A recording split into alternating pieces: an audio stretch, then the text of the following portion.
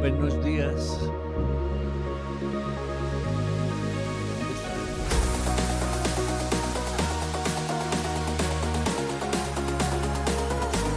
40 estudiantes. ¿Ah?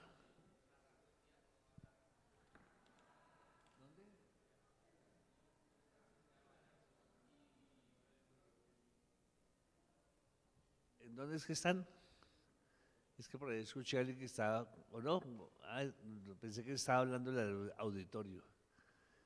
Entonces, bueno, van llegando tarde. Se me olvidó hablar de eso esta mañana con los estudiantes porque llegan muy tarde a la cátedra. Y entonces empiezan a llegar a las 9, a las 11, 11:30. Unos llegan ya cuando se va a tomar la lista. Bueno, sentido de responsabilidad, mayoría de edad en lo que dice Kant, ¿no? Asumir. Sí, sí. De la cátedra anterior llegaron otros muy temprano, a las 10, perdón. Bien, entonces, hoy nuestro estimado y compañero amigo Pablo Guadarrama, que viene de la ciudad de Santa Clara, Cuba, pero amigo desde hace muchos años aquí de Colombia y otros países donde lo reciben con mucho cariño, nos va a hablar de Carlos Marx y la educación. Sí, y pues importante charla de él para mirar cómo concebía Marx la educación. Recuerdo, profesor Pablo, en un debate, una discusión entre los anarquistas y los marxistas en el siglo XIX, en que los anarquistas planteaban que los niños de los obreros no deberían ir a las escuelas porque esas escuelas eran burguesas y se les iba a reproducir el pensamiento. Y Marx decía que no, porque la clase obrera no tenía la capacidad para la logística y crear escuelas para los niños de los obreros, pero que tocaba utilizar ese medio, pero que en esa escuela no se enseñaba, los niños no recibieran enseñanzas de religión, economía, filosofía, creo, algo así, cierto, algunas materias, porque consideran que esas sí adoctrinaban, un debate entre los anarquistas y los marxistas. Pero bueno, yo no me voy a meter en su conferencia, opinaré de pronto al final, haré un comentario. Entonces, bienvenido, profesor Pablo Guadarrama, gracias. Buenos días a todos, muchas gracias de nuevo. Bueno, sí, efectivamente vamos a tratar de plantear algunas reflexiones sobre las ideas de Marx, pero no solamente de Marx, sino de lo que a veces comúnmente se ha llamado marxismo, y que yo prefiero llamar siempre concepción dialéctico-materialista, ¿no?, de la historia en relación al tema de la educación. Primero porque esa concepción no es simplemente un producto de Marx, o sea, no es que Marx haya sido un iluminado que le llegó, ¿no?, las ideas del más allá y no se conoce su procedencia. Yo creo que, en primer lugar, Marx es un heredero, ¿no?, de una tradición de pensamiento humanista desde la antigüedad que él conoció porque estudió su doctorado sobre la filosofía de Epicuro y de Demócrito, y precisamente yo creo que ya en esas inquietudes juveniles de Marx sobre el tema de la enajenación, o sea, del tema del enfrentamiento a las formas de poder que nos dominan, en este caso el tema de Dios, el tema del Estado, los poderes, ¿no?, los temores, y eso ya está en la obra temprana, ¿no?, de Marx. Ahora, Marx ni fue pedagogo, ni nos dejó un legado de un texto de filosofía de la educación, ¿no?, pero sí dejó unas concepciones sobre, bueno, el desarrollo de la historia, claro, y el desarrollo de la sociedad, y en general no solamente él, sino con su compañero Federico Engels, pero además de eso, con él se establece toda una línea, en cierta medida, de ruptura, vamos a decirlo así, con el pensamiento idealista, metafísico, predominante, en esa época aún incluso todavía de ilustración y de positivismo, y Marx en cierta medida es una especie de parteaguas en la historia del pensamiento filosófico, político, y también influye, lógicamente, ¿no?, en temas de la educación. Pero yo siempre creo que para hablar de cualquiera de estos temas, uno tiene que tomar en cuenta que hubo otros pensadores en esa concepción, ¿no?, dialéctico-materialista del mundo, que han ido contribuyendo, incluso con una praxis política, el caso de Lenin o el caso de Trotsky, ¿no?, en particular, o ya de pedagogos como Antón Makarenko, del cual hablamos aquí en el semestre anterior, o figuras en el pensamiento latinoamericano que también reflexionaron desde el llamado marxismo a la educación, en el caso de Aníbal Ponce, del cual hablaremos en la próxima charla acá, en esta cátedra de contexto, o el peruano José Carlos Mariátegui, y por qué no, de este colombiano ilustre, Antonio García Noza, gracias al cual están ustedes sentados aquí hoy, sin que lo sepan, porque él fue el que propuso la creación de la Universidad Distrital Francisco José de Caldas, en los años allá 40, desde el Consejo de Bogotá, y cuando era vicerrector de la Universidad Nacional, quería una universidad para sectores más humildes, ¿no?, de la población bogotana. Entonces, de manera que hay muchos otros pensadores que tienen cierta herencia con temas de mucho, este libro en particular se llama La crisis, ¿no?, de la universidad, donde él estudia los temas. Y esto es de los años 50, pero muchas de las cosas que dice aquí tienen valor hoy, perfectamente, ¿no? De manera que, ahora, para estudiar el pensamiento educativo en general, o las concepciones de Marx sobre la educación, hay que partir necesariamente de sus ideas filosóficas.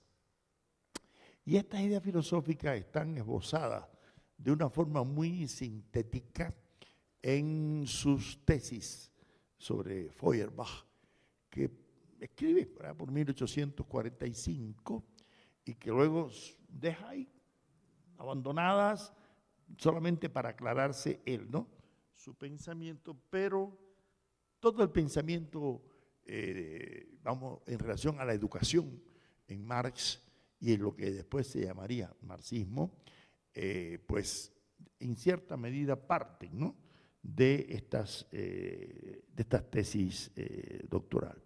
Sin embargo, llama la atención que cuando Marx tenía apenas 18 años, era un jovencito que todavía no tenía claridad que iba a estudiar, porque el padre de Marx era un prestante abogado judío que quería que su hijo estudiara derecho, igual que era el papá. Y Marx comenzó a estudiar derecho, efectivamente, sí, para satisfacer a su padre. Pero profundizando en la filosofía, un día le escribe una carta a su padre en que le dice: papá, no es en el derecho donde voy a encontrar la emancipación humana, sino en la filosofía. Y el padre de Marx, como muy buen judío pragmatista, le dice: bueno, hijo, si te dedicas a la filosofía te morirás de hambre. Bueno, pues efectivamente, Marx no murió de hambre, pero sí se le murió un hijo prácticamente de hambre, porque tenía una situación económica muy difícil, que, bueno, la pudo solventar con la ayuda de su amigo Engels, que era un empresario capitalista, entre paréntesis, que había heredado una fábrica, en este caso, de su padre, y lo ayudó en Inglaterra, ¿no?, para que Marx se dedicara a investigar, a estudiar, a escribir los temas que escribiría, ¿no?, sobre temas, sobre todo de economía, ¿no?, y escribir El Capital de Marx. Pero yo quiero leer un fragmento, lo pueden encontrar completo en internet, es un texto de 2 páginas que Marx escribió, repito, cuando tenía 18 años, sobre qué criterios debe tener en cuenta un joven para elegir una profesión, o sea, estudiar una carrera y dedicarse, ¿no? Y miren lo que escribe, un párrafo dentro de ese texto que es un poquito más extenso, ¿no? Marx dice, a ver qué sucede aquí. Bueno, vamos a ver. Más, ay, se volvió a ir. Como yo sé que ustedes son de una generación audiovisual y no me dio tiempo preparar diapositivas porque mi esposa, que es la que me ayuda en eso, no estaba en estos días aquí, se había emancipado de mí el fin de semana. No pude traer diapositivas, ¿no? Pero entonces preparé esto. Dice Marx, más la guía principal que debe dirigirnos en la elección de una carrera es el bienestar de la humanidad, fíjense, el bienestar de la humanidad y nuestra propia perfección, o sea, la perfectibilidad, ¿no? No debe pensarse que estos dos intereses pudieran estar en conflicto, o sea, entre lo individual y lo colectivo. Que uno tendría que destruir al otro, o sea, que el colectivo a lo individual. Y digo esto porque es importante. A veces se acusa al marxismo como que atenta contra la individualidad y que aplasta el colectivo a la individualidad. Al contrario, Marx le dedica mucha atención al tema del individuo en sus textos tempranos, como los manuscritos económicos filosóficos de 1844, cuando habla de la enajenación, en la ideología alemana, que es otro libro que no publican, sino escriben para él y Engels, aclararse cuando estudia el pensamiento anarquista de Max Stirner, sobre todo su libro El Único, ¿no? Y la propiedad, y donde Marx insiste en el carácter social que tenemos todos, no los seres humanos, que no dependemos solamente, ¿no?, de la individualidad, sino de la interacción con la sociedad. Y eso es importantísimo en la concepción de la educación en Marx. Sigue diciendo él, al contrario, la naturaleza del hombre está constituida de tal modo que solo puede lograr su propia perfección trabajando para la perfección, para el bien de sus semejantes. Si uno solo trabaja para sí mismo, quizás puede volverse un famoso del aprendizaje, un gran sabio, un poeta excelente, pero nunca puede ser perfecto, verdaderamente grande. La historia llama a esos hombres, los más grandes, los que se han ennoblecido trabajando por el bien común. La experiencia aclama como el más feliz a quien ha hecho el más grande número de personas felices. Si en la vida hemos escogido la posición desde la cual podemos trabajar más por la humanidad, ninguna carga nos puede doblegar, porque son sacrificios en beneficio de todos. Entonces, experimentaremos una no pequeña, limitada, egoísta alegría, pero nuestra felicidad pertenecerá a millones. Nuestros hechos se vivirán calladamente, pero por siempre, por el trabajo. Y sobre nuestras cenizas se verterán las ardientes lágrimas de la gente noble. En este trabajo en que Marx incluso mantiene ideas religiosas, ¿no?, el judaísmo, en cual se forma Marx, como leen en otro momento, se nota el humanismo cristiano que hay primero en el pensamiento de Marx en esta etapa, y además se nota cierta influencia de ilustrados franceses como Helvesio, que le da mucha importancia al tema de la relación del individuo con las clases sociales, o de Benito Spinoza, otro filósofo judío holandés que Marx, ¿no?, también recepciona, aparte de Hegel, como siempre se destaca, pero hay otras personalidades, Rousseau, en fin, varios autores que lee Marx, tanto de la antigüedad como de la medioevo, incluso Tomás de Aquino, Maquiavelo, ¿no?, y luego los más recientes a su tiempo, como el caso de estos ilustrados franceses. Ahora, si bien es cierto que Marx no escribió un texto de pedagogía, ni hecho mucho menos, sin embargo hay 4 aspectos importantes a destacar en sus reflexiones sobre la educación. Primero, la crítica al modelo de la escuela tradicional. Bueno, la escuela tradicional que tenía visiones, bueno, anteriormente escolásticas, pero luego después burguesas. Luego, la necesidad de una educación en función del sistema productivo. No olvidemos que Marx vive en la época en que se ha producido la revolución industrial, el maquinismo tiene mucho que ver, ¿no?, en este contexto histórico en que el desarrollo, ¿no?, esas ideas. La implementación de una educación politécnica, pues lógicamente en correspondencia con ese desarrollo de la tecnología, y el derecho a la escuela obligatoria y gratuita. Esos son 4 aspectos que yo quisiera puntualizar, ¿no?, en las ideas educativas de Marx.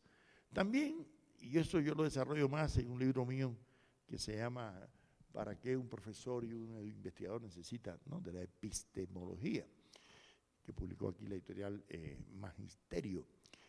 No olvidemos que en esta época en que vive Marx, siglo XIX, se está produciendo la inflexión entre tecnología y ciencia, porque hasta el siglo XIX, o sea, hasta la revolución industrial, la tecnología iba adelante y la ciencia detrás, ¿no?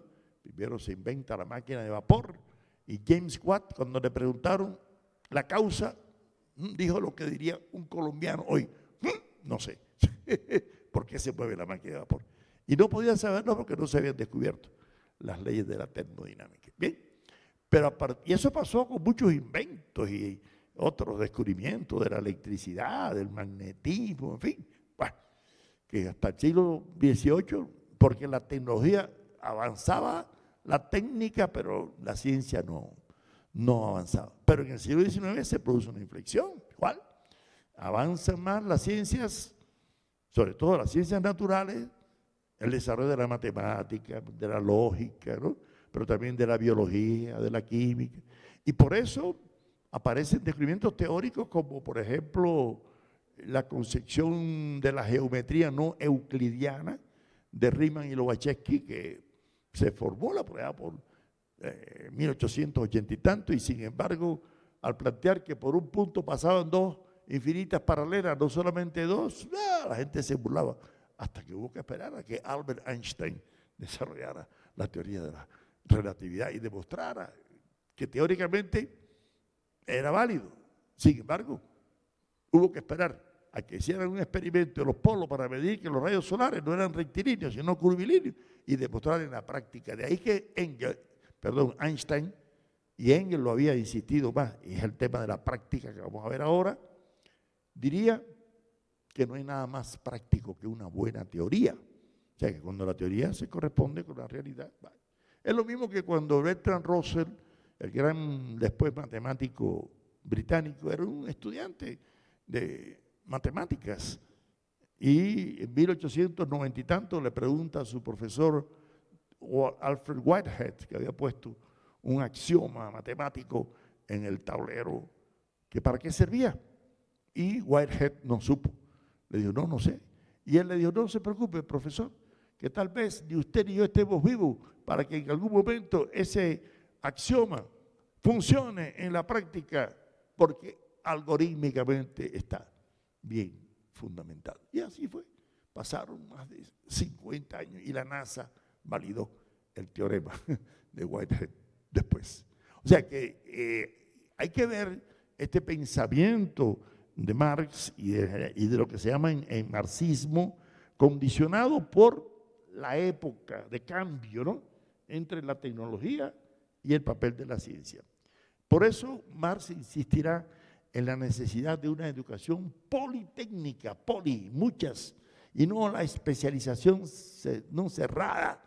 Y van a ver que en las ideas educativas de Marx insiste mucho en que a los niños no se les debe, aunque está bien que trabajen un tiempo algunos en una fábrica, pero que diversifiquen su actividad para que no suceda lo que pasó después, como ustedes recordarán la película de Charlie Chaplin, ¿no?, Tiempos modernos, en que el individuo todo el día apretando tuercas sale para la calle, que parece que todo lo que le aparenta de tuercas debe de apretarlo, como el vestido de aquella dama, ¿no?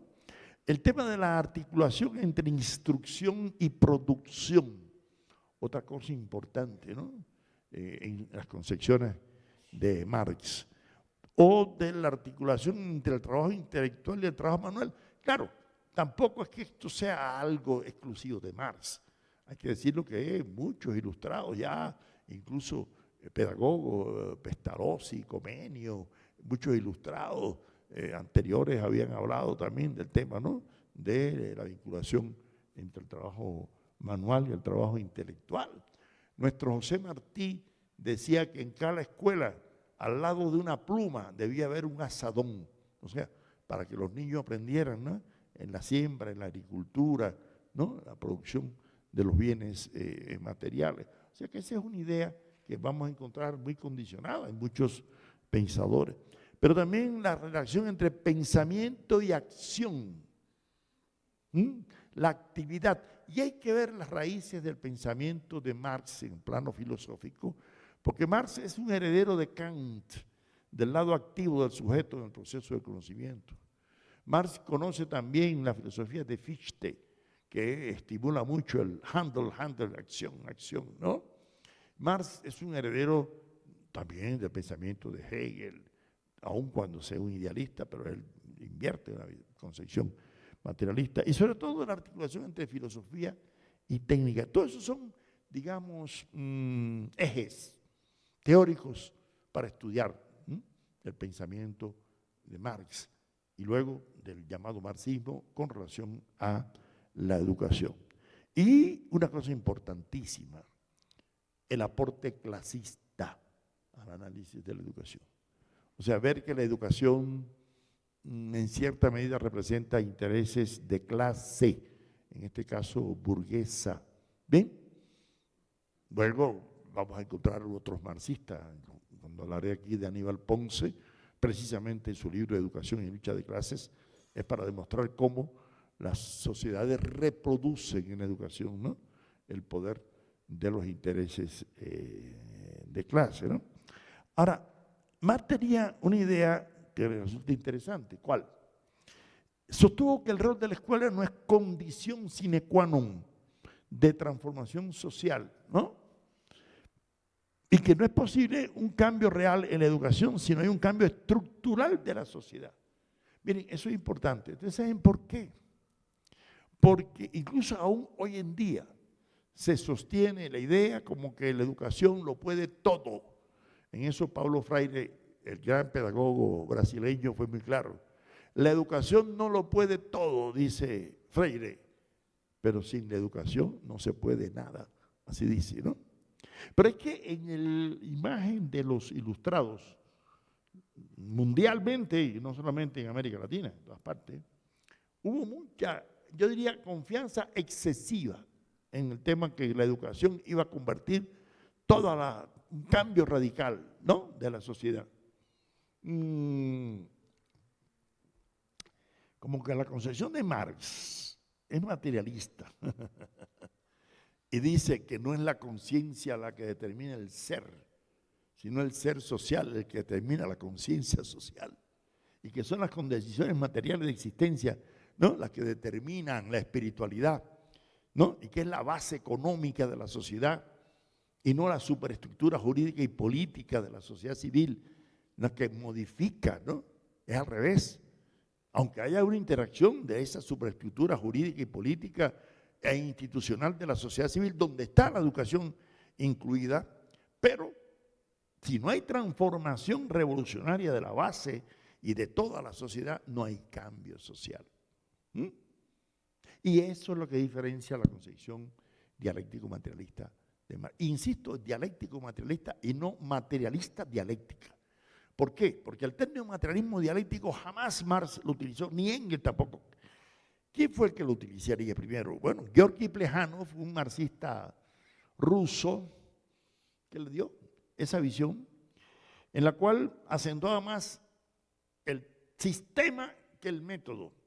Y si Marx, igual que Engels, insistieron, es que el sistema es lo más efímero de las filosofías, porque casi siempre terminan en un tipo de verdad absoluta, como pasaba con Hegel.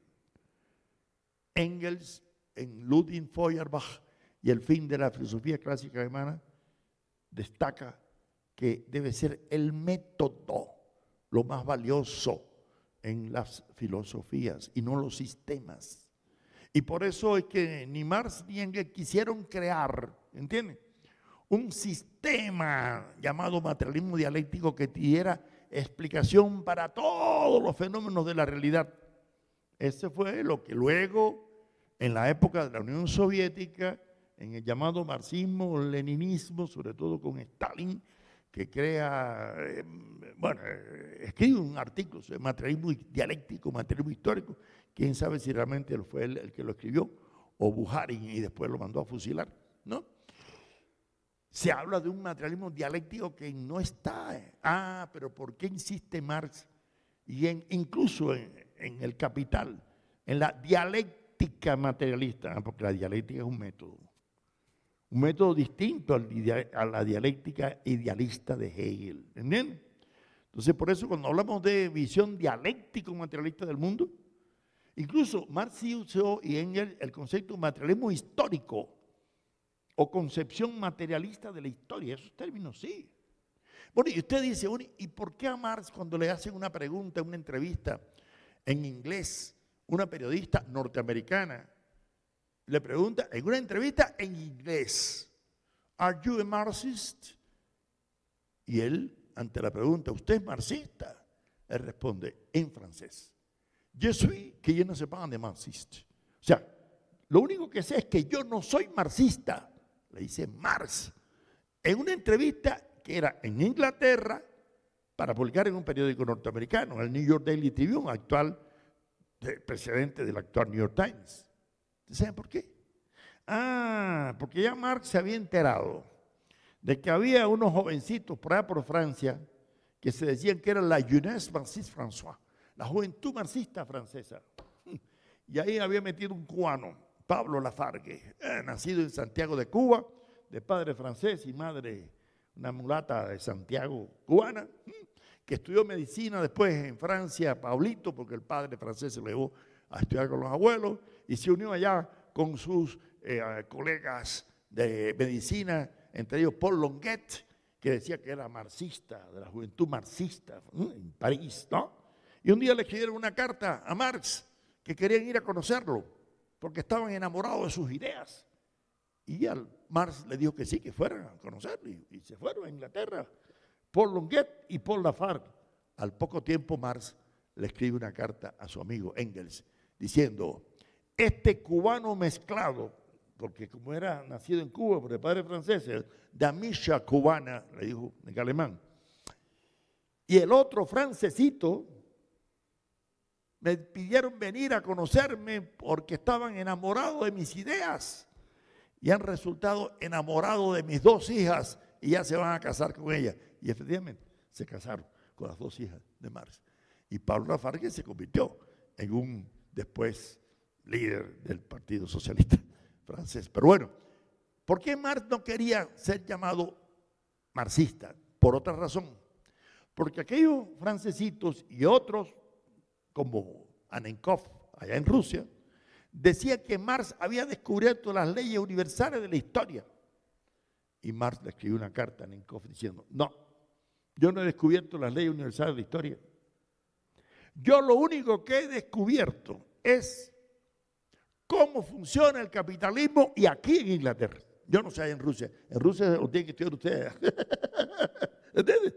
Y ya, es suficiente. O sea, que Marx mismo se decía que él no había descubierto. O sea, leyes universales de la historia. No. Entonces, por eso es que hay que diferenciar entre marxismo y Marx. Cuidado. Pasa lo mismo que con leninismo. Lenin jamás habló de leninismo. Eso lo inventó Stalin para ponerle marxismo, leninismo, y cuando murió, Lenin puso después stalinismo, después que asesinó también a otros como Kamenev y Novy y finalmente hasta Trotsky, ¿no? Y si le seguimos poniendo nombre, cuidado, que en el año 87, la primera vez que fui a Perú, donde soy doctor honoris causa en educación, entre paréntesis, para la vanidoteca, ¿no? En la primera vez me encuentro unos senderistas luminosos que me dicen, ustedes los cubanos que han abandonado la única interpretación científica del mundo que es escuchen, marxismo, leninismo, estalinismo, maoísmo, presidente Gonzalo, ese que murió preso por terrorista, ¿no? Y le dije, ¿y por qué no le siguen poniendo nombre para que desprestigien todavía más una teoría que el propio creador dijo que no era marxista? Es como si yo dijera ahora que soy guadarramiano, cosa absurda. Ustedes no se han puesto a pensar algo que yo me di cuenta. Yo fui profesor de historia de la filosofía en Cuba, casi 40 años. Y me llamó la atención que en la antigüedad se usaban patronímicos. Aristotelismo, platonismo, ¿no es así? Epicureísmo, ¿ven? En la antigüedad. En el medioevo igual, agustinismo, tomismo, ¿no es así? Bien. En la modernidad también, cartesianismo, ¿no es así? Hegelianismo, kantismo. Bueno, ¿y por qué marxismo en la última? Yo no conozco. Si ustedes me lo conocen, nietzscheanismo, me lo dicen porque yo nunca he oído el nietzscheanismo. Yo conozco vitalismo, nihilismo, ¿no es así? Que era la filosofía de Nietzsche, ¿no es así? Schopenhauerianismo, nunca. Yo conozco voluntarismo. Heideggerianismo, tampoco. Existencialismo, ¿no es así? Popperismo, no, racionalismo. ¿Por qué se cambiaron hacia las concepciones epistémicas y axiológicas y no a los nombres desde mediados del siglo XIX para acá? ¿Ustedes saben por qué? Creo yo, es una hipótesis. Porque los filósofos se dieron cuenta que ninguna filosofía se reduce a un nombre de un solo pensador. Todas se construyen por varios filósofos y pensadores. Y de eso Marx mismo tenía plena conciencia, ¿no? ¿Y quién tiene la culpa de la palabra marxismo? Yo diría que su íntimo amigo Federico Engels, al despedir el duelo cuando Marx muere. Ahí está, en el discurso ante la tumba de Marx. Y Engels, que jugó un papel importantísimo en la concepción materialista de la historia, porque fue el que le llevó a Marx, siendo un jovencito de 24 años, un trabajo esbozo crítico de la economía política. Y Marx estaba en esa época hablando de Hegel y de Feuerbach, ¿no? Y de la filosofía, y Engels, que era hijo de un empresario capitalista, ¿no? Le dijo, mire, compadre, aquí los problemas no son allá arriba en la filosofía especulativa, aquí están en la economía política de la producción capitalista, donde hay que buscar las raíces de la sociedad burguesa. O sea que Engels es que aterriza a Marx en los temas económicos, ¿no? Y juega un papel importantísimo. Pero como Marx muere en 1883 y Engels es el que despide el duelo, cuando Marx está muerto ya no puede pelear, no puede decir que no es marxista. Porque una cosa, 2 o 3 meses antes de morir Marx, su hija le pregunta, papá, ¿es cierto eso que tú dijiste una vez, de que tú no eras marxista? Y le dice Marx, mira hija, los únicos marxistas que hay en esta casa son tu marido y tu cuñado, ya. Para que no haya confusión, ¿entienden? Y Engels, el pobre, elogiando a Marx, dice, ha muerto Carlos Marx, que tuvo miles de adversarios, pero ningún enemigo personal. Así dice. Su nombre figurará al lado de los grandes científicos, como Newton o Darwin, porque hizo un descubrimiento científico. ¿Cuál? La plusvalía. Que el valor del trabajo produce la ganancia del capitalista. ¿No es así? Dice él, con ese descubrimiento y la concepción materialista de la historia es suficiente para figurar al lado, dice Engels, ¿no? Por lo tanto, yo era a lo sumo un hombre de talento, pero Marx era un genio. Yo fui una especie de segundo violín, dice Engels, pero Marx era el genio y debe llevar su nombre, la doctrina. Y ya, se le acuñó el marxismo. Entonces digo esto porque nosotros vamos a abordar, claro, algunas ideas de Marx, pero si algunas de estas ideas no cristalizaron solamente en Marx, sino también en Engels y en toda una tradición de pensamiento que va a venir después, no solamente en Europa, también en América Latina y en otros países. Hay algo importante. Primero, para Marx, la educación debía ser un instrumento de perfeccionamiento humano, porque Marx parte de una concepción, digamos, materialista, ¿no?, de la historia, que implica una evolución cualitativa, perfectible. Y yo creo que en eso Marx coincide con el pensamiento ilustrado, de que el ser humano no está elaborado de una vez y por todas. Todos somos producto, ¿no?, de un proceso, ¿no?, de progresivo, de formación de nuestra individualidad, ¿no? Y yo por eso remito a estas tesis y me permito que las analicemos un poco, porque en estas 11 tesis, pero yo no voy a leer todas las 11, nomás que voy a referirme a 4 que son para mí la base epistemológica de las teorías de Marx sobre la educación. Dice Marx: el defecto fundamental de todo el materialismo anterior, incluyendo el de Feuerbach, es que solo concibe las cosas, la realidad, la sensorialidad, bajo la forma de objeto o de contemplación, no como actividad sensorial humana, no como práctica, no de un modo subjetivo. Es decir, que lo primero que critica Marx es que todo el materialismo anterior ha sido contemplativo. Y eso viene desde Aristóteles, porque Aristóteles decía, fíjense, que el conocimiento humano es como la huella que deja un anillo en un candil, en la cera. Es una visión totalmente contemplativa. O sea que hay un sujeto que recibe información, ¿no?, del mundo exterior y no ve el lado activo del sujeto. ¿Y eso de dónde lo aprende Marx? De Kant. Del primer párrafo de la crítica de la razón pura, donde Kant dice: es cierto que el conocimiento procede de la experiencia, pero no solo de la experiencia.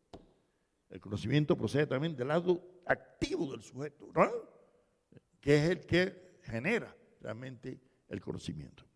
Y sigue diciendo Marx: de aquí que el lado activo fuese desarrollado por el idealismo, por oposición al materialismo, pero solo de un modo abstracto, ya que el idealismo naturalmente no conoce la actividad real sensorial como tal. Claro, para el idealismo, que es una concepción internalista, a diferencia del externalismo del materialismo, porque para el materialismo hasta ese momento piensa que todo viene de fuera, mientras que el idealismo piensa que todo viene del pensamiento, de la idea, ¿no?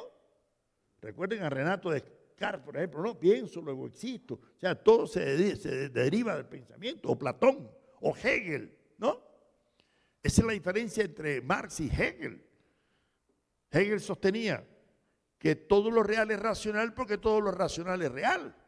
Lo hacía la diferencia, depender de la realidad de la racionalidad.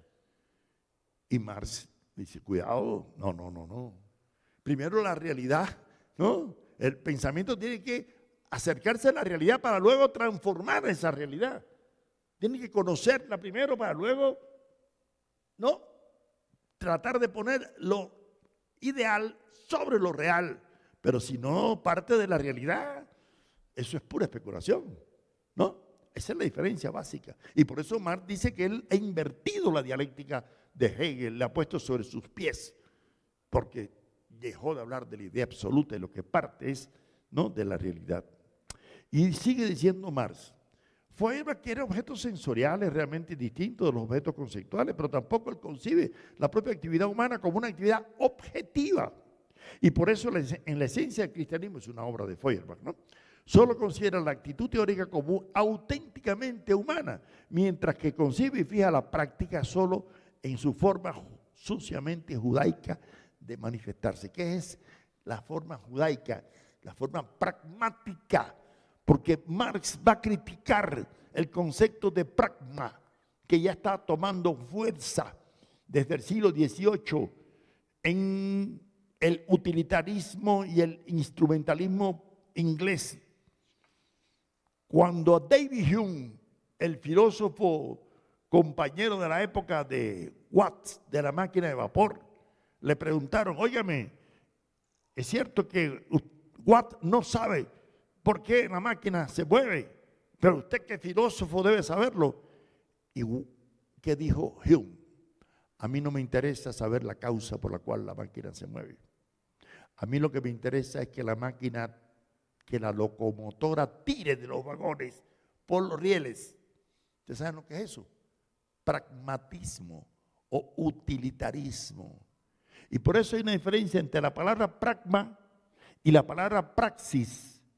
Y Marx no utiliza el concepto pragma, que es una palabra griega. Utiliza el concepto praxis, que también viene del griego. ¿Ustedes saben por qué? Porque praxis, para Marx, igual que para otros pensadores de esa concepción, no es simplemente la acción utilitaria de recibir un bien, una utilidad, un éxito, platica en el bolsillo. No. Praxis es la transformación del sujeto que actúa sobre la realidad para transformar la realidad, pero a la vez para transformar al sujeto. Es una interacción dialéctica entre objeto y sujeto. Y no simplemente que el sujeto es el que recibe la acción. Y por eso miren lo que dice Marx. Por tanto, no comprende la importancia de la actuación revolucionaria, práctico-crítica, y lo pone entre comillas.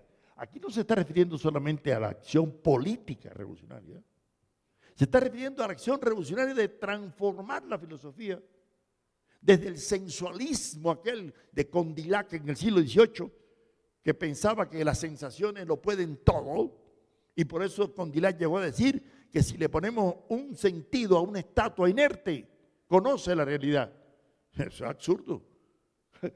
Y Marx está criticando ese sensualismo materialista de Feuerbach, ¿no es así? Por lo tanto, una educación que no tome en cuenta esa interacción sujeto-objeto dialéctico, para Marx no es válida. Por eso, en segundo lugar, dice Marx, el problema de si al pensamiento humano se le puede atribuir una verdad objetiva. Eso no es un problema teórico, es un problema práctico. Pero praktischen no es lo mismo que pragmatischen en ruso, en alemán. Cuidado, no nos confundamos. Es en la práctica donde el hombre tiene que demostrar la verdad, es decir, la realidad, el poderío, la terrenalidad de su pensamiento. Porque el litigio sobre la realidad o la irrealidad de un pensamiento que se aísla de la práctica es un problema puramente escolástico. Esa es la segunda tesis, que tiene una significación igual que la primera, en que se está insistiendo en una práctica en el sentido de praxis y no de pragma. Y por eso viene la tercera, que nos sirve a la medida. La teoría materialista de que los hombres son producto de las circunstancias y de la educación, y de que por tanto los hombres modificados son producto de las circunstancias distintas y de una educación modificada, olvida que son los hombres precisamente los que hacen que cambien las circunstancias y que, escuchen esto, y por eso lo puse en rojo, que el propio educador necesita ser educado. Y esto conduce forzosamente a la sociedad en dos partes, una de las cuales estaría por encima de la sociedad. En esa época, Robert Owen, que era un socialista utópico inglés, que incluso invirtió su fortuna en hacer fábricas donde se beneficiaban a los obreros, y fracasó, primero en Inglaterra, en New Lanark, luego se fue a México, a Monterrey, y fracasó también, incluso y después intentó en los Estados Unidos. Pero Owen escribió un libro sobre temas de la educación, ¿no? Y Marx incluso tiene algunas valoraciones positivas de ese libro, en cuestiones que se critica el trabajo infantil en la fábrica, etcétera. Pero bueno, vamos a ver eso más adelante. Pero aquí hay una idea muy esencial para las concepciones de la educación. ¿Cuál? ¿Por qué Marx dice que la teoría que plantea que el hombre es un producto de las circunstancias olvida que las circunstancias son humanamente modificadas por el otro? ¿Saben por qué? Porque en el siglo XVII el filósofo francés Renato Descartes había dicho que el niño cuando nace, Dios le pone en el cerebro las ideas, en la glándula pineal, así decía Renato Descartes. ¿Ya?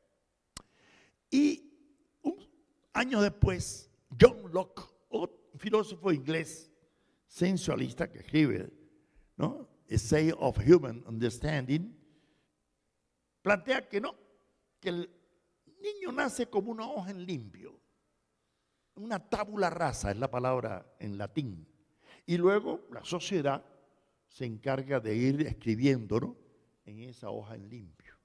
Eso es el sensualismo de Locke. Esa teoría va a prevalecer todo el siglo XVIII en la Ilustración francesa, en Condillac, en los materialistas franceses. Bueno, y Marx aquí va a criticar las dos posiciones. ¿Por qué? Porque ni es que Dios pone las ideas en la mente, ni tampoco todo es un producto del mundo exterior. No. Cuando él dice que esa teoría olvida que las circunstancias son humanamente modificables por el ser hombre, ¿qué quiere decir? El lado activo del sujeto en el proceso del conocimiento. Porque si usted parte, fíjense bien, de un circunstancialismo al estilo de Ortega y Gasset luego en el siglo XX en España, que todo es un producto de las circunstancias, tiene que llegar al fatalismo de que un niño que nace en un ambiente honorable va a ser honesto y que si nace en un ambiente de una familia pobre va a ser un delincuente. Y eso es falso. Eso no es real. ¿Entienden? No hay tal determinismo social. ¿Comprenden? Y yo creo que para una praxis pedagógica y para futuros pedagogos como ustedes, futuros maestros, o mejor dicho, profesores que aspiran a ser maestros, cuidado, no confundamos entre profesores y maestros, porque un pedagogo cubano que estudió con Hegel, José de la Luz y Caballero, decía que profesor puede ser cualquiera, porque instruir puede cualquiera, pero maestro no. Maestro es solo aquel que sea un evangelio vivo, decía. Porque no es solamente instruir, es educar, que es otra cosa. ¿Bien? Entonces, yo creo que es importante esto porque si usted parte de que los que estamos aquí somos ya profesores y no necesitamos ser educados, cuidado, eso es peligroso. Peligroso. Como es peligroso pensar que siempre los chinos, eso que ustedes despectivamente llaman chinos, estudiantes, ¿no?, son inferiores. No. Ahí está el germen del futuro, en los niños que tienen delante en sus escuelas y colegios. En ustedes está el futuro, que tienen la obligación, fíjense, no es un deseo, no, están obligados a ser superiores a nosotros, los profesores, y cuestionarse todo lo que dicen todos los libros. Porque si no, la humanidad, en vez de evolucionar, involucionaría, iría para atrás, ¿no es así? De manera que en esta tesis de Marx sobre que el propio educador necesita ser educado, yo creo que está una visión importantísima de las concepciones de Marx sobre la educación. Porque está diciendo que el proceso educativo es un proceso dinámico, enriquecedor de las nuevas generaciones para evitar, ¿no? Y por eso, cuando Marx dice que la coincidencia de la modificación de las circunstancias y de la actividad humana solo puede concebirse y entenderse racionalmente como práctica revolucionaria, vuelvo a insistir en que no está hablando de práctica revolucionaria en el sentido político, de transformar solamente políticamente las relaciones del Estado. No, es transformar la sociedad, no el Estado. Es transformar todas las relaciones humanas. ¿Cómo? Por una actividad práctico-crítica. Y la palabra crítica es importantísima también en el pensamiento de Marx. No olviden que el Capital no se llama Capital, se llama Crítica de Economía Política, ¿no es así? Y todos los trabajos de Marx ya se llaman crítica. Y eso viene de Kant, que escribió una crítica de la razón pura, una crítica de la razón práctica, una crítica del juicio. ¿Por qué? Porque someter a crítica a todo quiere decir cuestionárselo todo. Dudar de todo, porque esa es otra palabra más. En la entrevista de la inglesa le pregunta, ¿y cuál es su principio básico? Y dijo, dudar de todo. Pero dudar de todo no en el escepticismo pirrónico, aquel absurdo, no, cuidado, en el escepticismo socrático o de Pico de la Mirándola o de Nicolás de Cusa o de Renato Descartes, cuando dijo, yo puedo dudar de todo, menos de que estoy dudando Y si yo dudo, yo pienso. Y si yo pienso, yo existo, ¿no es así? Sin embargo, mis estudiantes de la Universidad Nacional, yo soy profesor en la Universidad Nacional del doctorado de Relaciones Políticas Internacionales, ¿no? Y de la maestría en estudios latinoamericanos. Y a cada rato veo un grafiti ahí en la plaza Che Guevara, que ahora la pintaron, quedó muy bonita. Y ya borraron otra vez la imagen del Che. Ahorita la vuelven a poner los estudiantes, porque eso sí, lo barren y lo vuelven, ¿no? Y hay un grafiti que pone los estudiantes: pienso, luego estoy en peligro de dejar de existir. No es que pienso, luego existo, como decía Carlos. Porque claro, en algunos lugares pensar es medio peligrosito. Porque pensar es dudar, es cuestionarse los poderes existentes, y eso crea problemas.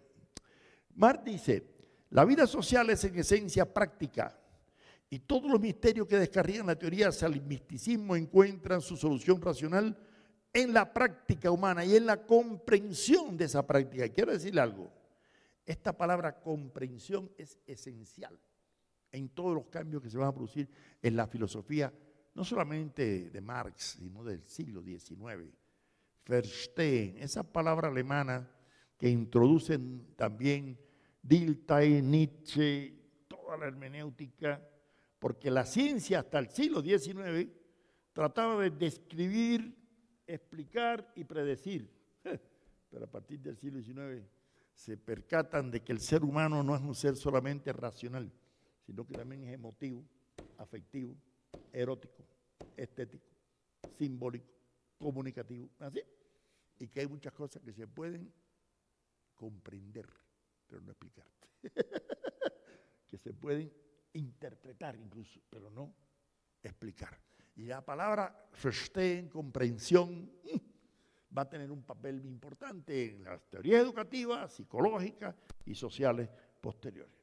Y por eso es que Marx insistirá en que el punto antiguo del materialismo era una sociedad civil, abstracta, mientras que el nuevo es una sociedad humana o una humanidad socializada. Cuidado. Porque es que Marx ahí en esa época está dando un giro, no solamente en la comprensión de la sociedad humana en abstracto, sino en la relación del hombre con la naturaleza. Y eso es importantísimo, porque Marx en esos años llega a una conclusión de que el capitalismo por su naturaleza es hostil a la naturaleza.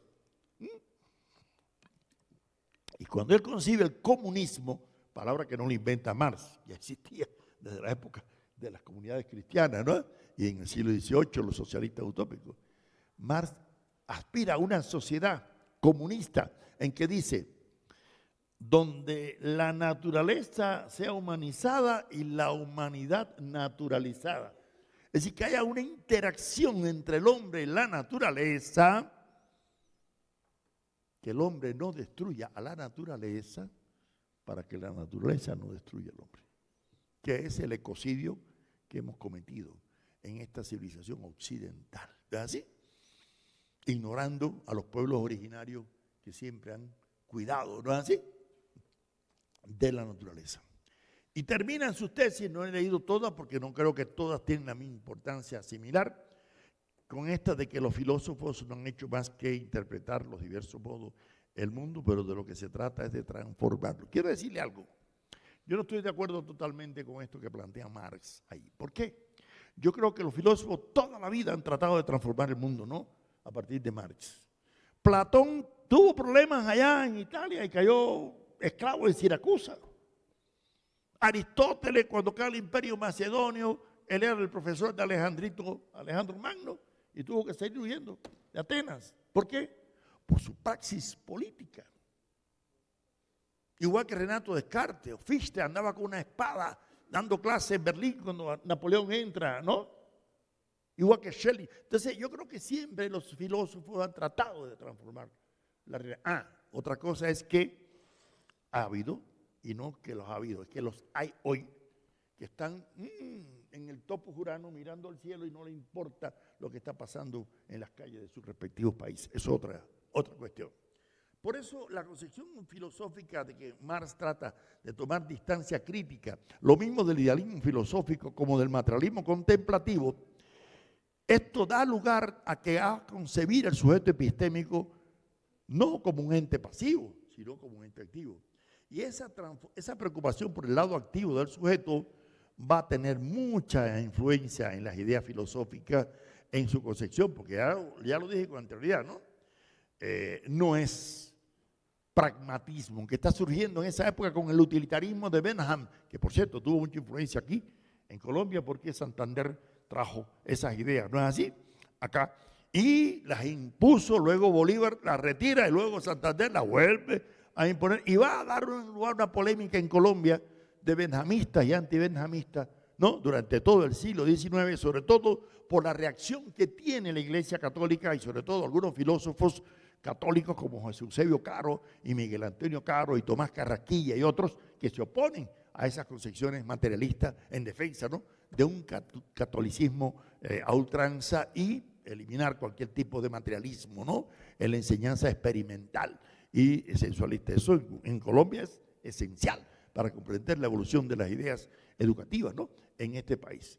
Y Marx se está oponiendo a ese benjamismo, por ese utilitarismo, por ese pragmatismo, porque recuerden lo que leímos anteriormente en aquellas ideas del jovencito Marx de 18 años, cuando le dice a los jóvenes cuáles son los criterios para elegir una profesión, que es no la cuestión individual, sino el lado social, que a la larga va a beneficiarse también en lo individual.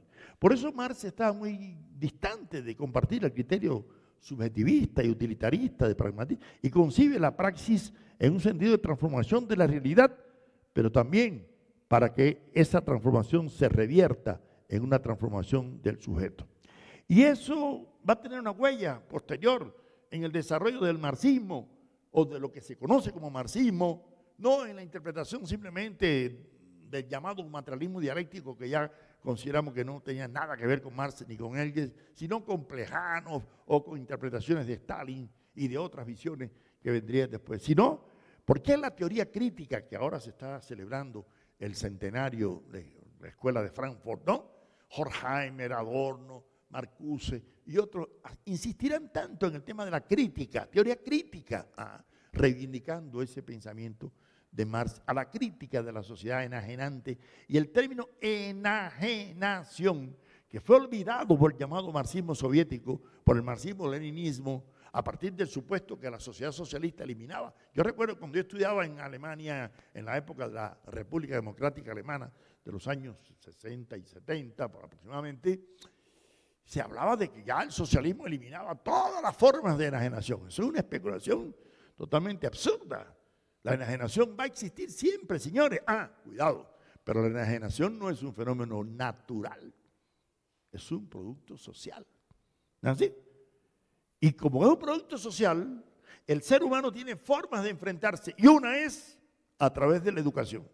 No es que la educación no puede todo, es una que contribuye a luchar contra las formas de enajenación, es decir, de subordinación del hombre a poderes extraños. Y en ese aspecto es que la teoría crítica va a jugar un papel importante. Ahora, ya Engels, que había comenzado a contribuir con Marx desde los años 42, 43 en París, cuando le escriben o les piden que escriban el manifiesto comunista, y a veces la gente se olvida de algo. Señores, cuando Marx y Engels escriben el manifiesto comunista, eran un jovencito de 24 y 26 años. ¿No es así? Miren, ustedes que les gusta tanto Netflix, vayan a buscar la película Marx, que está en Netflix. Una película inglesa muy buena sobre la vida de Marx y de Engels. Igual que hay otras sobre Lenin, sobre Trotsky, sobre Stalin, ¿no? En Netflix hay películas muy buenas. Hay muy malas también, pero bueno, a quien que le coja, ¿no? Pero esa, y ahí se ve la formación que tienen Marx y Engels, ¿no? Inicial. Pero Engels escribe un esbozo de principios de comunismo antes del manifiesto, ¿no? Y se lo pasa a Marx para escribir. Porque primero se iba a llamar Manifiesto de los Justos. Los Justos eran un partido que había en Inglaterra, pero ellos decidió el partido cambiarse, ¿no? Y entonces le llaman Marx. Y en ese texto, miren, Engels plantea una idea que luego aparece en el manifiesto, en que enseñanza y trabajo deben ir unidos. Hay una cosa importante. Hegel le había dado mucha significación al trabajo humano en el desarrollo de la sociedad. Y eso juega un papel, porque Marx primero tiene una formación hegeliana en su juventud, ¿no? Y ahí se dice que educación de todos los niños en establecimientos estatales y a cargo del Estado, desde el momento en que pueden prescindir del cuidado de la madre y conjugar la educación con el trabajo fabril. Después vamos a ver esto con detalle, porque hay una cosa. Erróneamente se cree que siempre el marxismo es estatismo. Eso es falso. Marx es un crítico del Estado, no solamente burgués, sino de todo tipo de Estado. Y se opone incluso a la educación estatal. De que el Estado sea el que imponga la educación. No. Al contrario, dice Marx, al contrario, no es que el Estado debe educar al pueblo, es al revés. El pueblo es el que debe educar al Estado. Fíjense. Pero volvemos a lo que planteamos al inicio. Marx y Engels están viviendo la época de la revolución industrial, en que las fábricas son importantes, los niños trabajaban, y lo primero que hacen es criticar abiertamente, ¿no?, la explotación a que sometían a la mujer y a los niños en horas, ¿no? Pero cuidado, Marx y Engels no van a plantear que hay que eliminar totalmente el vínculo de los niños con las fábricas. No, al contrario, la enseñanza tecnológica debe ser en las mismas fábricas. Claro, con niños a partir de una edad ya de adolescencia, ¿no? Hasta los 17, entre los 14 y los 17 años, pero no antes, ¿no?, de esa edad. Esa es la concepción de Marx. Y por eso él va a criticar abiertamente, ¿no?, la explotación del trabajo de los niños, y va a culpar no solo a los empresarios capitalistas, sino a los padres de los niños, ¿no? Y por eso Marx va a sugerir que se combine la enseñanza intelectual con la educación física y la preparación tecnológica, en que ciencia y tecnología vayan unidos, porque concibe Marx que el trabajo es la forma auténtica de realización del reino de la libertad. Esta palabra Befreiung, libertad, no es en sentido simplemente político, cuidado, es frente a la forma de enajenación. Es lo que ha dicho Spinoza, que toma Marx, que la libertad es la necesidad hecha conciencia, así con el ser humano, pero necesidad no en el sentido de carencia, no es necesidad, es Notwendigkeit, es en el sentido de determinación causal de los fenómenos, nexo, ¿no?, entre los fenómenos. Cuando usted conoce las cosas, puede ser libre. Por eso José Martí dirá, ser culto es el único modo de ser libre, ser bueno es el único modo de ser dichoso. Cuando usted conoce la realidad, usted puede optar por asumirla o criticarla, entonces es libre. Ahí se está refiriendo. Y por eso Marx va a plantear primero que la asistencia de los niños a la escuela primero debe ser gratuita. Pero cuidado, dice Marx, ya eso existe en Alemania, incluso también en Suiza y en los Estados Unidos, en lo que a las escuelas públicas se refiere. Ahora, lo importante no es tanto que sean gratuitos, entre comillas. Miren lo que dice Marx. En realidad, ahí a las clases altas se les pagan sus gastos de educación a costa del fondo de los impuestos generales.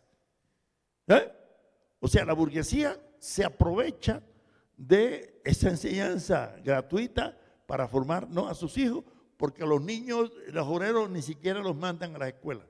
Y lo peor de todo, Marx se va a burlar, pero se va a burlar no solamente en abstracto, sino por investigaciones que se hicieron, que demostraron que algunos maestros en Inglaterra no sabían leer, maestros de escuelas, no sabían leer. Pero solo ustedes dirán, no, eso no puede ser. Bueno, pues eso salió el resultado de investigaciones de 1863, ¿no? Y entonces Marx dice, escuchen, y esto es una cita de Marx, eso de educación popular a cargo del Estado, eso es absolutamente inadmisible, Marx. Una cosa es determinar por medio de una ley general los recursos de las escuelas públicas, las condiciones de capacidad del personal docente, las materias de enseñanza, y velar por el cumplimiento de estas prescripciones legales mediante inspectores del Estado, como se hace en los Estados Unidos. Otra cosa es completamente distinta, es nombrar al Estado educador del pueblo. Lejos de esto, lo que hay que hacer es sustraer a la escuela de toda influencia por parte del gobierno y de la iglesia. El Estado es el que necesita recibir del pueblo una educación muy severa. Fíjense. O sea que Marx ve a la escuela como una institución que debe ser de la sociedad civil, de la Bürgergesellschaft, ¿no? Y no de la sociedad política, no de los gobiernos, ¿no? Y por eso, al referirse también a la prohibición del trabajo infantil, dirá Marx, aquí era absolutamente necesario señalar que el límite de edad, ¿ven? La prohibición general del trabajo infantil es incompatible con la existencia de la gran industria y por tanto un piadoso deseo, pero es nada más. El poner en práctica esta prohibición, suponiendo que fuese factible, sería reaccionario, ya que reglamentadamente, severamente, aplicando además medidas preventivas para la protección de los niños, escuchen esto que está subrayado en rojo, la combinación del trabajo productivo con la enseñanza desde una edad temprana es uno de los más potentes medios de transformación de la sociedad actual. O sea que Marx no se opone a que haya un vínculo entre el niño, ¿no?, y la producción, pero con cierta prudencia y medida.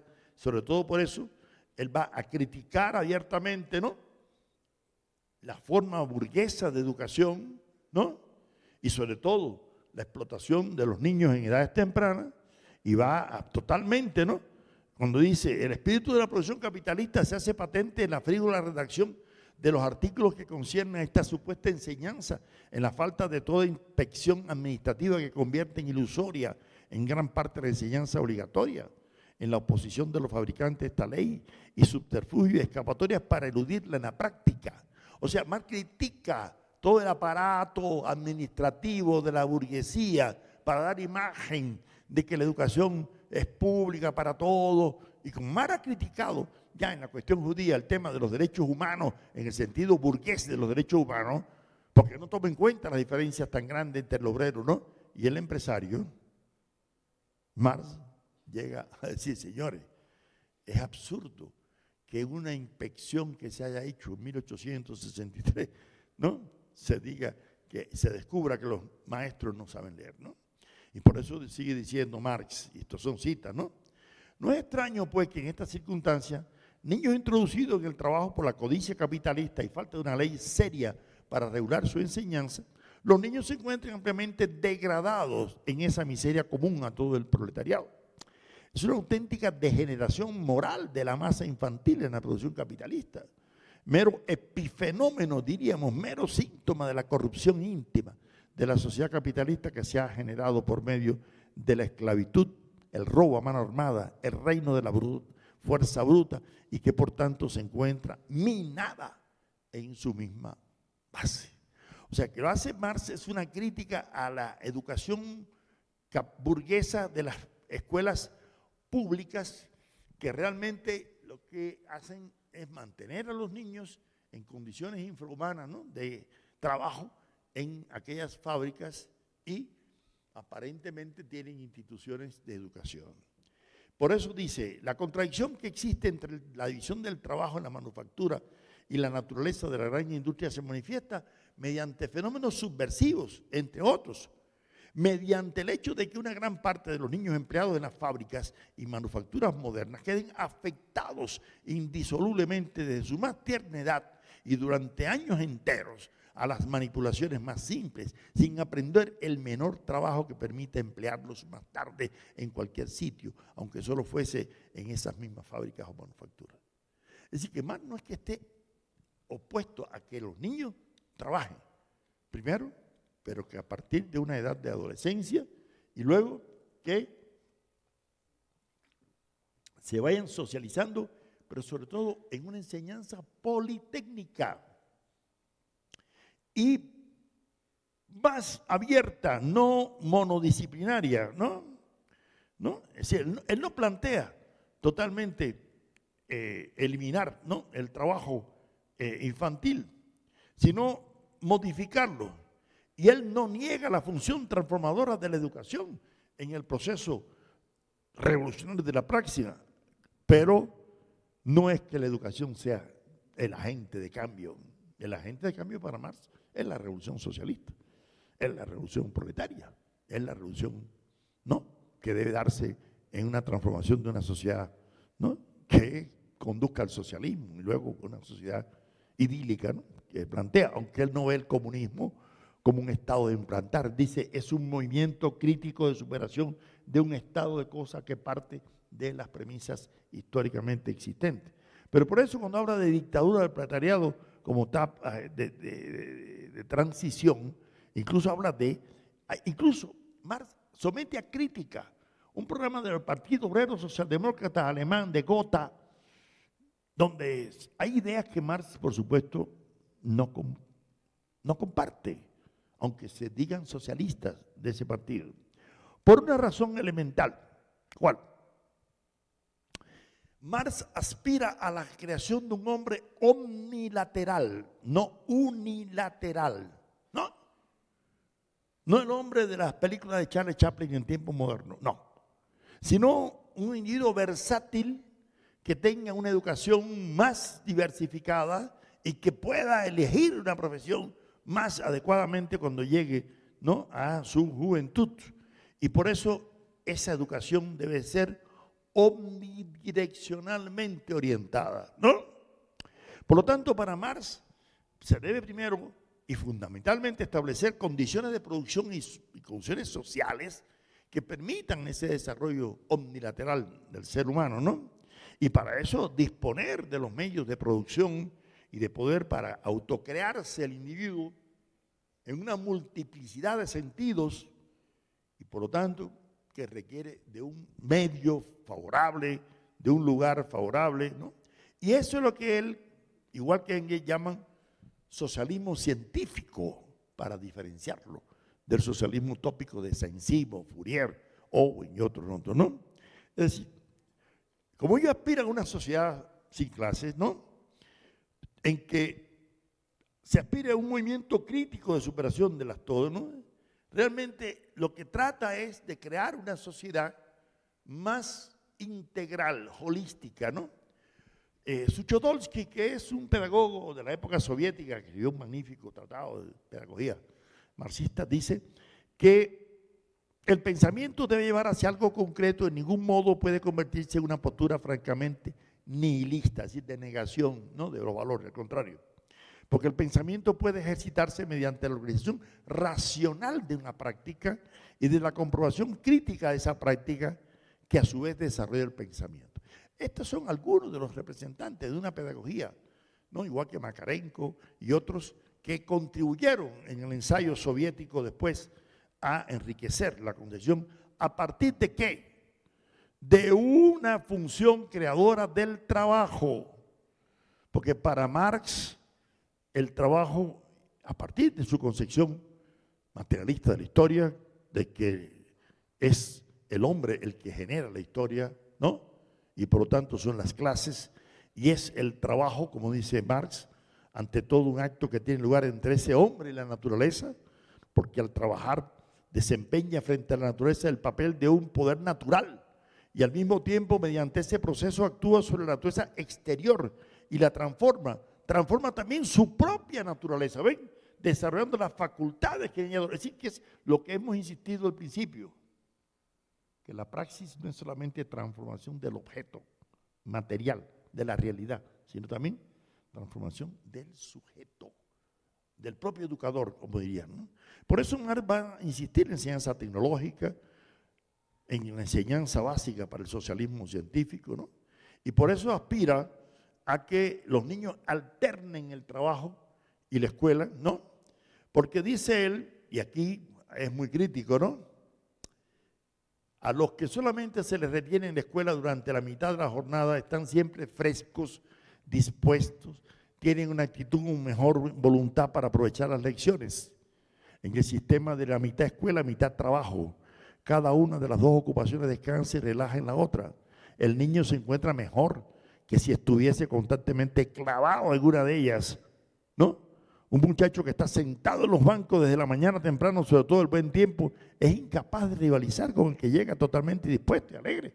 Así que Marx plantea, y ahí se basa en resultados de investigaciones que ya se hicieron en 1863, y dice, comentando Marx en una de estas comisiones, ¿no?, sobre el empleo infantil, dice Marx, yo desearía que mis propios hijos pudiesen repartir su tiempo entre la escuela por un lado y el trabajo por otro, que articularan la escuela y el trabajo, ¿no es así?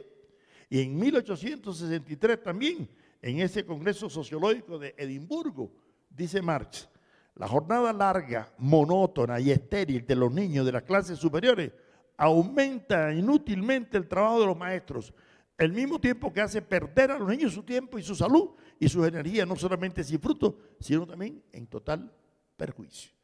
Es decir, que Marx es partidario de una educación en que se alterne el trabajo, ¿no?, en la educación.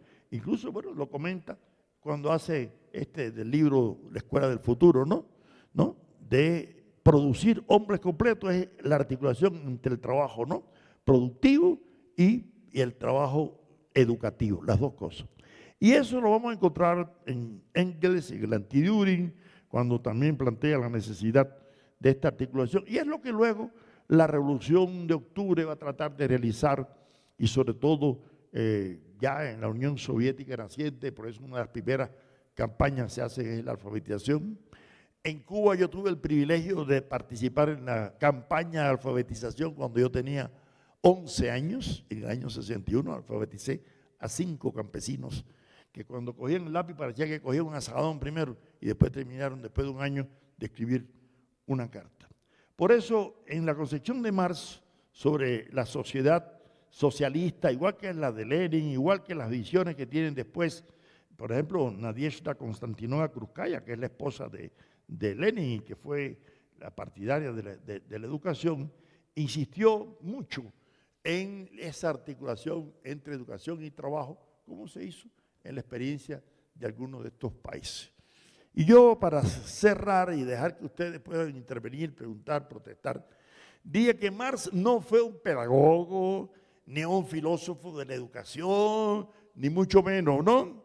Pero sus aportes, como sus contribuciones, y no solamente las de él, las de Engels, las de Lenin, incluso las de Plejano también, las de Gramsci, las de Lukács, las de tantos otros de la escuela, pero también de nuestro José Carlos Mariátegui, también de Antonio García Noza, que contribuyó a crear esta universidad distrital y otras tantas actividades en la educación colombiana. Yo creo que forman parte del acervo del pensamiento educativo mundial y hoy día se reconoce de una forma u otra. Bueno, muchas gracias.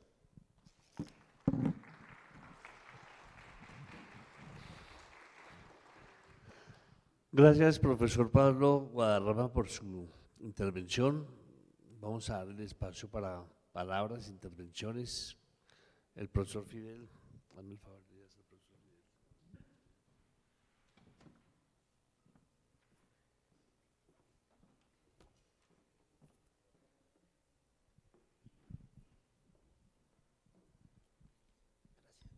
Gracias, profesor Pablo, profesor Ricardo y estudiantes. Yo quería hacer como una especie de reflexión ya en esta última parte, en 1863, y es, pongamos, como esto es historia de la educación, y hay un aspecto que me parece muy importante también tener en cuenta, porque más la sociedad que estudia y de la cual formula, pues escribe toda su obra, es la sociedad inglesa del siglo XVII, es decir, la sociedad de la Revolución Industrial. Y si nosotros miramos, por ejemplo, en el caso nuestro, el siglo XVII es la colonia, es decir, el pueblo no tiene acceso a la educación. Estamos en un periodo de explotación, de esclavitud. Y hay otra cuestión que también me parece como muy importante aquí en esta última parte de 1863, que ya es el periodo republicano, en el caso nuestro en Colombia, y en ese periodo republicano en 1863 es cuando se van a enfrentar el partido católico, que es el partido conservador, la Iglesia Católica, con los liberales radicales que habían hecho la Constitución de 1865, que es la Constitución de Río Negro. Y se van a enfrentar precisamente por el control de la educación. ¿Quién va a tener el control de la educación? La Iglesia se opone a esto que nos está planteando Carlos Marx. Es decir, por eso, en el caso cuando va a triunfar, que es lo que llamamos la guerra de las escuelas, que se van a enfrentar liberales radicales y los conservadores, ganan los conservadores la guerra, llegan al poder con Rafael Núñez y en 1877 la República de Colombia le entrega al Estado del Vaticano la administración de la educación, que eso va a durar hasta hoy, que eso es lo que se va a llamar el concordato, es decir, un acuerdo que se establece entre la República de Colombia con el Estado del Vaticano para el control y el manejo de la educación. Allí nosotros vamos a encontrar que durante todo ese periodo, terminando el siglo XIX y todo el siglo XX, es como si estuviéramos en el periodo de la colonia, porque además a la iglesia hay una corriente dentro de la iglesia en ese momento que se llaman los ignorantistas, es decir, defienden la ignorancia y al pueblo hay que mantenerlo en la ignorancia. Entonces, hay una cuestión que también ahí es muy importante uno analizar y es de que con el concordato volvimos prácticamente a ese periodo colonial porque traen de España nuevamente las congregaciones religiosas y muchas regiones de Colombia. Uno toma el mapa de Colombia, toda la región de la Orinoquía, la región del Pacífico, todas estas regiones se van a declarar tierra de misiones. Traen los misioneros es para catequizar y adoctrinar al pueblo en los dogmas de la fe, más no educarlo. Por eso la iglesia prohíbe que se enseñe todo este tema de Carlos Marx. Carlos Marx va a quedar totalmente, es que incluso yo le comentaba aquí al profe Roberto Maecha, que más o menos como en la década de los 60, 70, cuando viene Quijano Caballero, creo que coincidió con su estancia en Alemania, profe Pablo, Quijano Caballero funda la Universidad Inca aquí en Bogotá. Y el lema de él era por un nuevo hombre y por el socialismo científico. Él había tenido esa formación. Entonces, allí nosotros nos damos cuenta que en el caso colombiano, este tema de la educación marxista prácticamente es reciente. Es reciente, ¿por qué? Porque la educación siempre estuvo bajo el dominio y el control de la iglesia, sobre todo la Compañía de Jesús. Entonces uno puede mirar toda la historia de la educación de Colombia. Yo considero que en parte el atraso que tiene esta sociedad es debido a eso, sí, porque fue una sociedad. Entonces yo miraba, por ejemplo, las tres grandes revoluciones que estuvimos en el siglo pasado, la revolución rusa, la revolución china y la revolución cubana, y uno de los pilares es el tema de la educación, ¿cierto? Va a ser fundamental. Acá cuando se hace el proceso independentista en el siglo XIX, a los criollos tampoco les interesó que al pueblo se educara, que es lo que usted nos muestra allí, cuando Santander, que su plan en el plan educativo de sus dos gobiernos se llamó Plan Bentham, que estaba inspirado en las doctrinas de Jeremías Bentham, el utilitarismo. La iglesia también se opuso a ese plan, es decir, de que no dejó que se implementara. Entonces, ahí nosotros vemos de que la iglesia siempre ha tenido una actitud hostil a que el pueblo se eduque, y eso incluso lo podemos mirar en toda la época medieval hasta hoy. Yo quería como hacerle ese comentario, profe Pablo. Muchísimas gracias.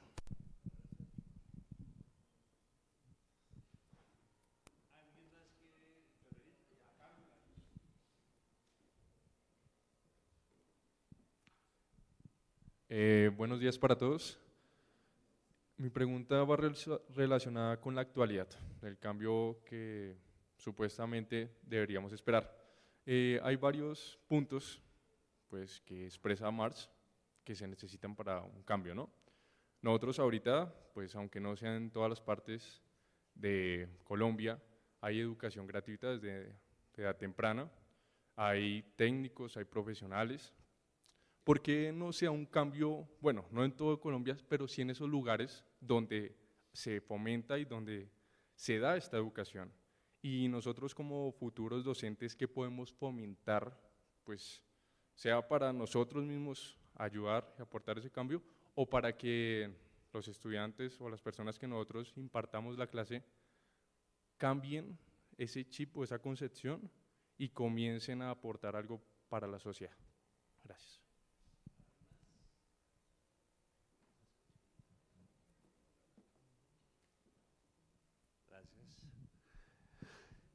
Antes de darle la palabra al profesor Pablo Barrama, yo también quiero hacer una breve intervención. Yo diría, estimado Pablo, que la educación bien puede servir para enajenar o para liberar. De hecho, cuando surge la escuela pública, como lo hablamos creo que hace 8 días, la escuela pública en Europa surge porque había el proletariado y las ciudades industrializadas, habían miles y miles de niños y niñas y jóvenes que deambulaban por las calles. Había un problema de orden social muy fuerte, porque la educación era elitista y el pueblo no tenía acceso a ella, no existía la escuela pública. Los maestros, de hecho, laicos, vivían a ver quién nos contrataba para poder subsistir. La educación está en manos de las comunidades religiosas. Y precisamente el Estado, en el Estado moderno, el Estado-nación que se conforma después de la Revolución Francesa, para poner en orden lo social, es que se piensa en la escuela pública como un dispositivo de control, vigilancia y disciplinamiento del cuerpo infantil y juvenil. Disciplinarlo, pero también adoctrinarlo en una concepción nacional, es decir, el concepto chauvinista de la colombianidad o la venezonalidad o lo ecuatoriano, por ejemplo, que nos divide a nosotros esa concepción chauvinista. Y entonces allí es cuando se enajena, la educación enajena. El trabajo también enajena, pero también el trabajo forma al hombre. Pero entonces, ¿cómo pensarse una educación que no enajene? ¿Cómo pensarse un trabajo que no enajene, sino que libera al hombre, al ser humano, lo libere de las ataduras, de los obstáculos epistemológicos que no le permiten pensar y ser libres? Y creo que esa es una apuesta, es decir, una liberación, no solamente desde la pedagogía de la liberación, sino una liberación del sentido pleno del ser humano, porque el trabajo definitivamente debería ser menos tiempo, los seres humanos deberían dedicarle poco tiempo al trabajo y más tiempo al ocio, mi tesis, porque somos seres únicos e irrepetibles y por lo tanto la existencia nuestra debe ser plena de goce, de felicidad, porque no nos volvemos a repetir y entonces no puede ser la existencia un padecer total, diario y cotidiano, sino un disfrute. Y por lo tanto, recuerdo que el ludismo destruía las máquinas porque consideraban que las máquinas, los obreros destruían las máquinas porque consideraban que las máquinas los habían desplazado del trabajo y los habían llevado a la miseria. Hoy también se dice que son las tecnologías las que han desplazado al ser humano del trabajo, es decir, las tecnologías emplean menos mano de obra porque las tecnologías reemplazan. Y ni es ni las máquinas ni las tecnologías, son los dueños de esas máquinas y los dueños de esas tecnologías que quieren ganar mucho más, ¿sí? No importa el sufrimiento del ser humano. Entonces quiere decir que si con tecnologías se produce mucho más rápido y en menos tiempo y sale más económico, quiere decir que el trabajador pues debería trabajar menos tiempo y tener más tiempo para disfrutar y compartir con sus familias y la vida, usarse la vida. Y ese es el sentido de la ciencia y la tecnología. porque todos ahí termina la enajenación, que tampoco, el trabajo también no permite muchas veces que se tome conciencia en sí, conciencia para sí. ¿Sí? Y cuando la clase trabajadora toma conciencia en sí y conciencia para sí, es cuando vienen los procesos de emancipación, de liberación, de revolución. ¿Sí? Y eso es lo que hay que hacer. Pero claro, desde luego para construir una nueva sociedad, no para construir una distinta, y como decía Pablo, socialismo no es estatización tampoco, ¿sí? Que se piensa así.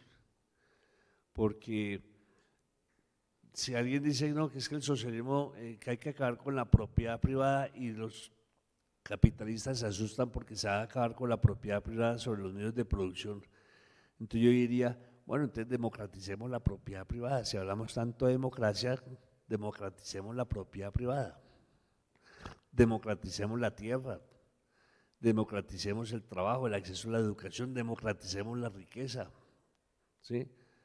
Donde todos tengamos acceso en igualdad de condiciones y oportunidades y de manera equitativa. Si hablamos de democracia, para no hablar solamente de la democracia en términos de participación de a quien me elige y ser elegido y ya y punto. Entonces yo pienso que es eso.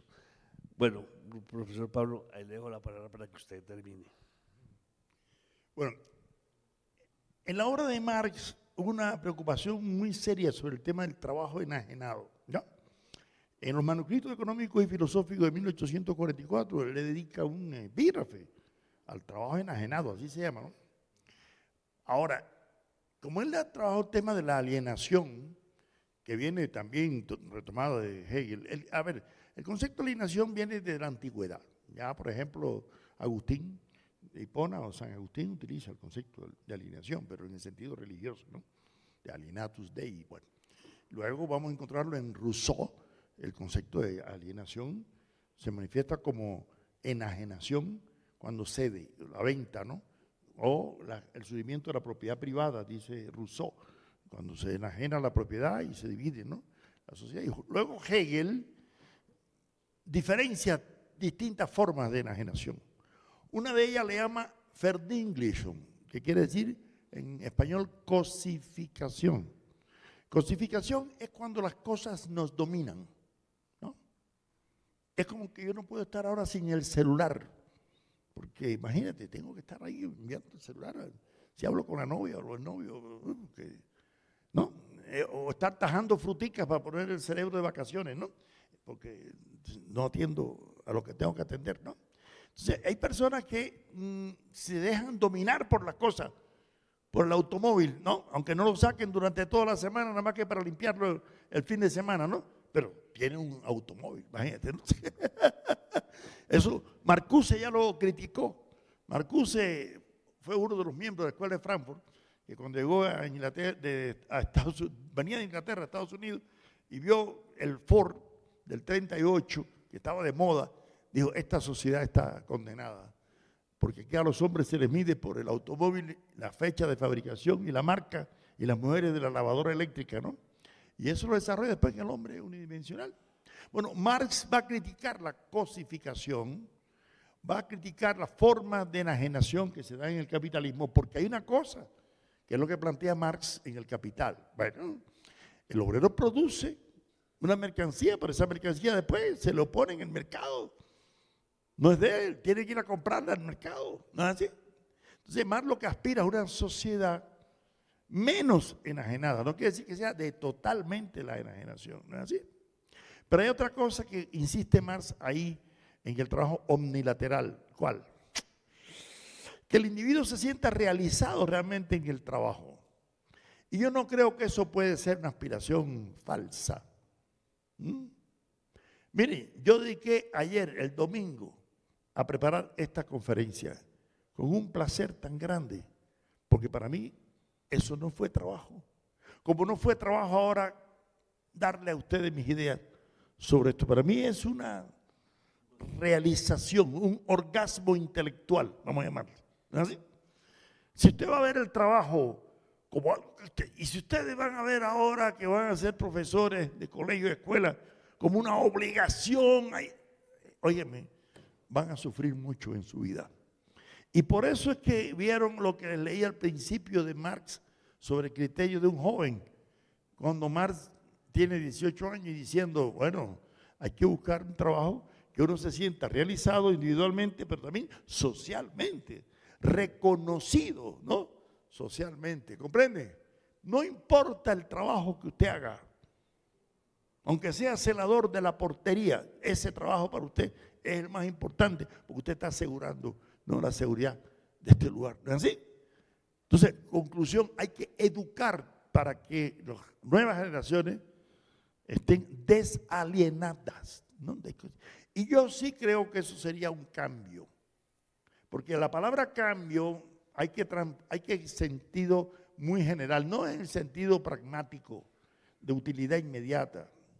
Tiene que ser un cambio de mentalidad, un cambio de cultura. Y eso es lo que un poco, fíjense bien, la tradición marxista va a insistir mucho, no solamente en Marx.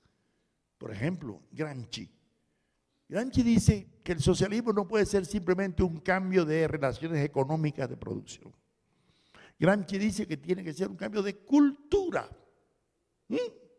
Y el Che Guevara decía, si el socialismo es solamente para llenarle más de frijoles el estómago a los obreros, no cuenten conmigo. Así dijo el Che. El socialismo no puede ser simplemente para que haya más riqueza material, porque si no hay riqueza espiritual, no hay socialismo. El Che decía que en Cuba los obreros se sentían hombres cuando estaban en la cervecería y bestias cuando estaban en la fábrica, cuando él era ministro de Industria, ¿no? Y había que cambiar esa mentalidad, porque eso lo dice Marx también en los manuscritos económicos. ¿Cuál? Que en el capitalismo el individuo ve el trabajo como algo de bestias, animal, ¿no es así? Y el ocio lo ve como lo humano, cuando es al revés. Si los animales son los que están en ocio, ¿no? Y lo que hace al ser humano es el trabajo, no el ocio. O el ocio oculto, como diría Lafargue, que le dijo a Marx, ¿no? El ocio para recuperar la energía física, para estudiar, para superarse, ¿no? Entonces, conclusión, la tarea del educador es muy bella. Ustedes no se pueden imaginar las satisfacciones que les da a uno. Yo tengo ex estudiantes que hoy día son rectores, ministros, grandes empresarios, ¿entiendes? Y esa satisfacción es extraordinariamente grande. Porque Hegel decía que el ser humano trabaja más por reconocimiento que por dinero. Hegel. Otros dicen que al contrario, el hombre por dinero es capaz hasta de trabajar. Pero yo creo que la tarea del educador es, primero, sentir satisfacción como profesor que aspira a ser maestro, ¿no? Segundo, sentir satisfacción en esa labor educativa que tú haces y ver que hay que formar a un niño, un adolescente, a un joven omnilateralmente. ¿Y eso qué quiere decir? No solamente con un conocimiento técnico, sino con un conocimiento humanístico a la vez que científico. Porque si vamos a formar solamente conocedores de matemática, de física, de química, ¿no? Y que no tengan una formación en humanidades, miren lo que demostró Martha Nussbaum en su libro, ¿no? ¿Por qué las democracias necesitan de las humanidades? Que las universidades norteamericanas, donde se han formado estudiantes en ingeniería que han recibido humanidades, tienen mayor desarrollo de la creatividad y de la innovación que solamente aquellas que recibieron formación en humanidades. ¿Por qué? Porque Albert Einstein sostuvo que la ciencia avanza más con la imaginación y que la imaginación, decía Einstein, se desarrolla más en el arte y en la literatura que en las matemáticas.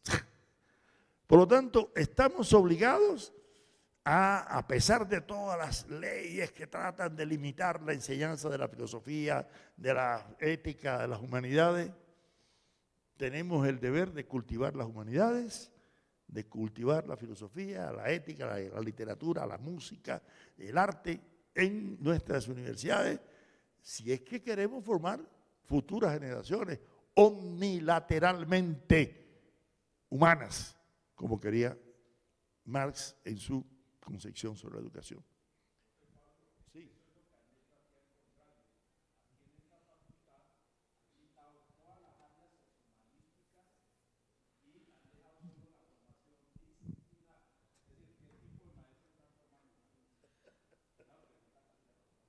Por eso yo creo que importante recuperar el concepto de la paideia, ¿no? Como la concebían los griegos en la educación en la Grecia clásica, que a propósito Carlos Gaviria en un debate sobre la defensa de la educación pública en el Congreso de la República hablaba de que refería a esa paideia griego, porque la educación inicialmente debe ser para formar seres humanos. En segundo, formar ciudadanos políticos, éticos. Y en tercer lugar, el tema de la técnica, que hablaban los griegos, la técnica, es decir, formar técnicos o profesionales. Pero desafortunadamente aquí lo que se da es una educación profesionalizante, por lo tanto se da más énfasis a los saberes disciplinares, ¿sí? Y no, por ejemplo, al saber fundante de una facultad de educación como es la pedagogía y las humanidades. Entonces se deshumaniza la formación porque se da una profesionalización y se desprecian estas áreas que son importantes para la vida humana. Ahí podríamos dejar, profe Pablo Guadarrama. Bien, entonces, muchas gracias por su atención. Que tengan un buen día. Hasta luego.